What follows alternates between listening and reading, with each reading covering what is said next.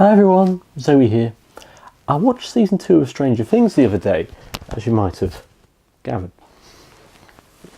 And an item from season 1 made a reappearance.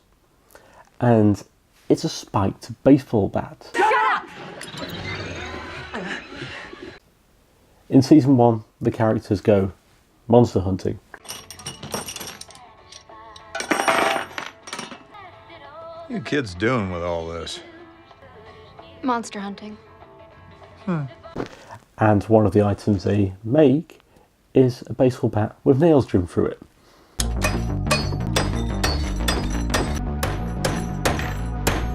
And I saw its reappearance in season 2 and was like, you know what? That's cool.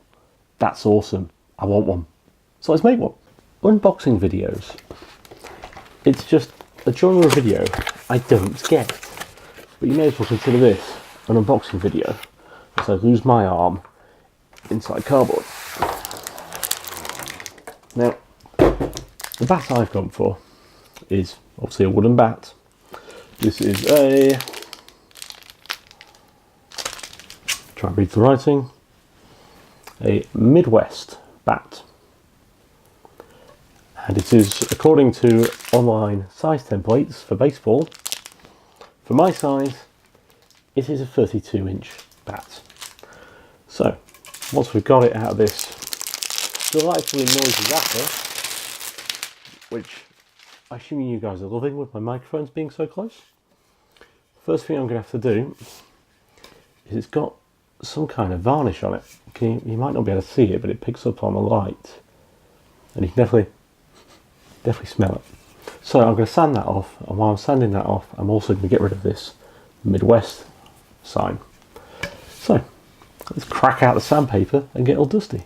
This is probably not going to be the easiest way to do this on camera, but let's just do this stuff.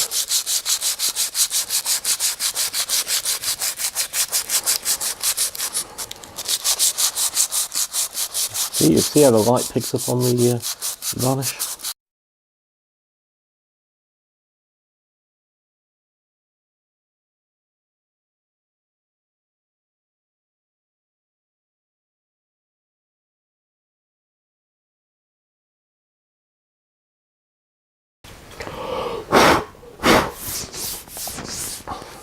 So it's only been, according to the camera, 3 minutes 40 seconds since I started this clip. And there you go. For the most part, that's the logo gone. There's a few bits where the ink remains, but I've got to get the varnish off the entire bat.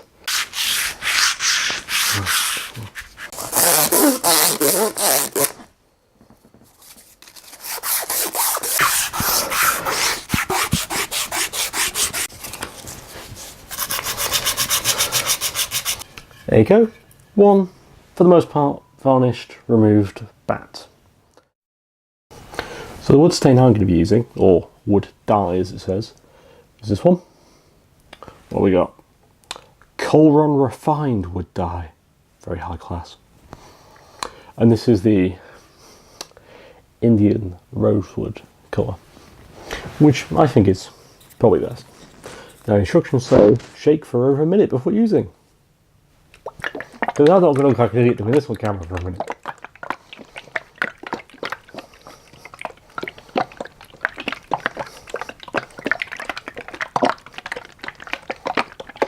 Jesus, how do guys do this?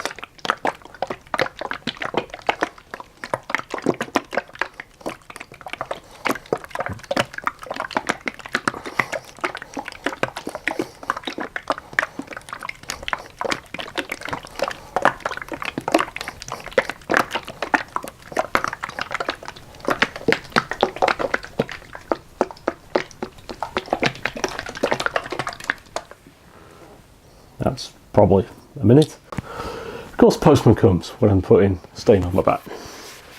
Isn't that always the case? You get into making a baseball bat based on a TV show that's got nails through it, and the postman comes. Right, I changed for a slightly different cloth, this filthy one, because maybe a tea towel soaks up too much of this and doesn't let the wood do it. You know, just thinking, you know, something that's designed to soak up moisture probably soaks up moisture. So let's give it a go with this one.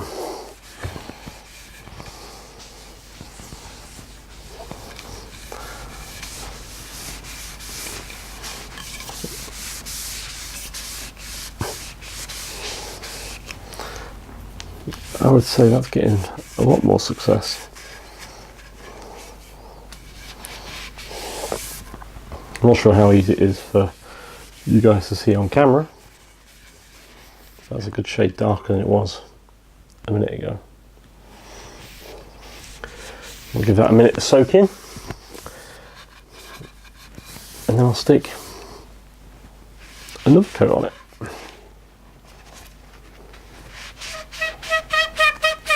Pleasant noise.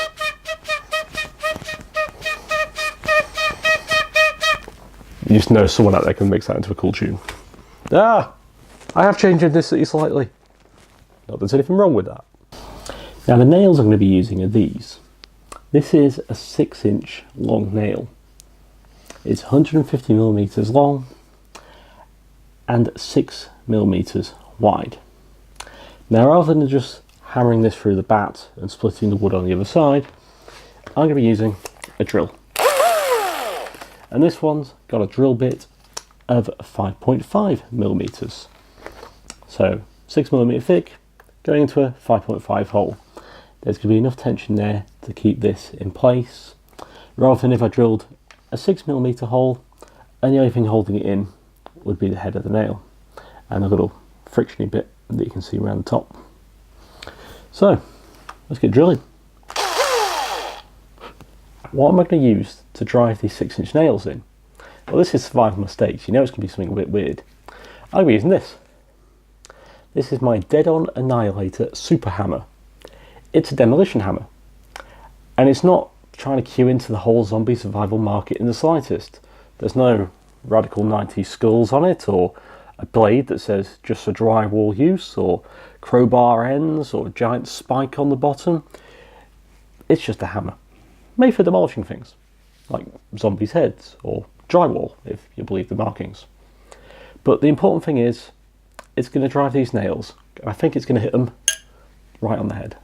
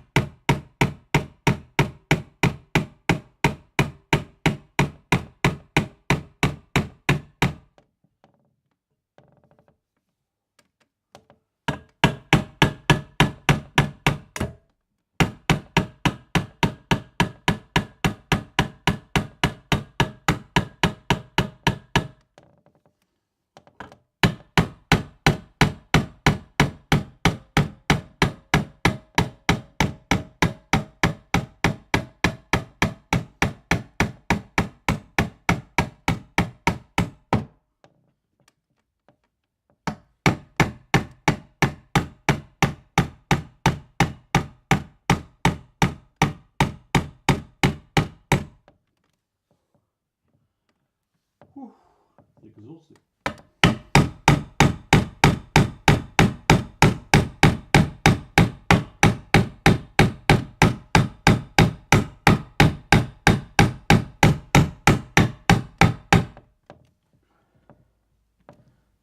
through finger track. Couple more millimeters.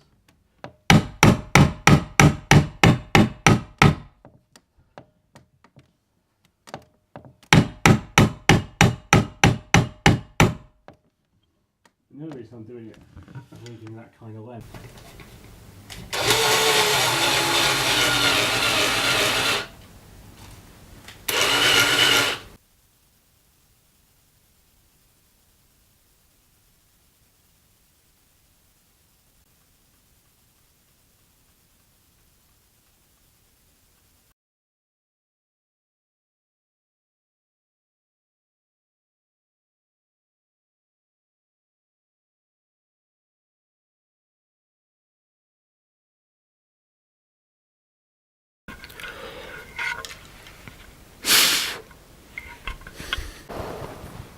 Now the last nail's probably going to be the most difficult one, full stop, because I've got very little room to play around with at the top here, and I want to do one diagonally.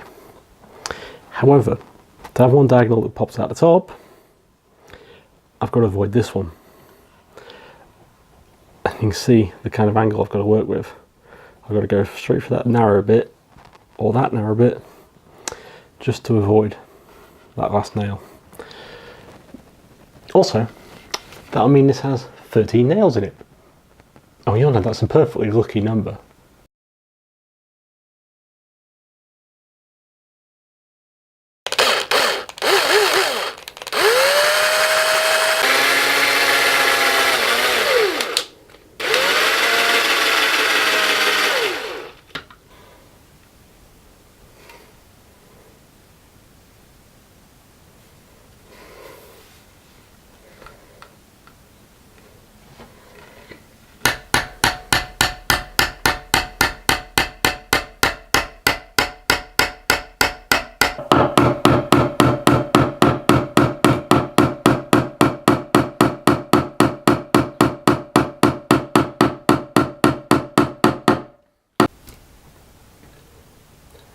So that last spike wasn't quite as vertical as I wanted, but you can tell which one it was. Now most people consider this done by this point, but if you actually look really carefully, these nails are actually completely blunt. So what I'm going to do is I'm going to touch them up with a work sharp and just sharpen into more points.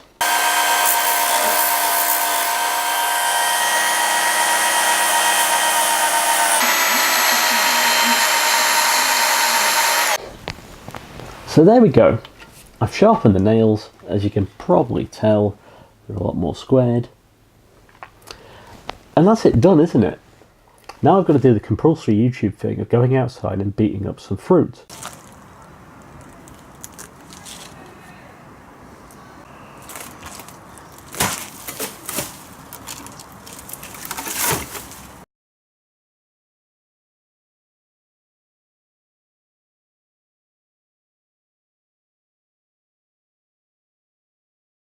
And as I was making this, I started thinking about what advantages it has over a regular baseball bat, and I can't think of many. If I'm not going to test this by walking up to someone and smacking in the back of the head, so this can be completely theoretical, and I imagine most of the Reddit posts and things that talk about things like this will be mostly theoretical too. I hope so. In an emergency situation, to make this, I've had to make a hell of a lot of noise hammering all these nails through it, and it's taken me a fair bit of time as well, so it's not something I can reliably make quickly and quietly, which is just as important sometimes. So if I am monster hunting, what advantage does this have that the regular baseball bat doesn't? Well, if you think about a baseball bat, it's blunt force trauma, it's kinetic energy, and that's your main form of damage. Think about it like an RPG. You've got your blunt force trauma stat. Well, by adding nails, I've added more weight, but I've also added potential stat for laceration, and a potential stat for penetration. I've changed the damage type that this weapon gives me. But that's also a disadvantage. I've gone and really damaged the structural integrity of this thing by driving 13 nails through it. And if I run up to a Demigorgon and smash it in the back of the head, we know how effective that is, then the issue is I've now got blood and guts all over this baseball bat, and in all likelihood the damage is going to be just as dangerous for me with these nails and their potential for a needle stick injury that could give me an infection. If I hit it too much, the nails can bend out of shape, or they might even go rusty. There's very little advantages. So I think the reason these things are actually popular is what I'm going to call nebulous terror factor. We've got the stats for laceration, penetration. I think there's a fear factor as well. If you cut someone off in traffic tomorrow and they pull one of these out their car boot, they're going to look pretty bloody scary. And I think that's the main advantage of this. I think it's going to be one of those situations where if you pull one of these out in your local riot, people are probably going to run the other way. And that's probably going to be beneficial for everyone, because I don't think this can be relied on. It's a cool thing to make and it looks absolutely awesome, but if only there was a way to add that laceration factor and that penetration factor to the baseball bat without damaging the structural integrity in some way.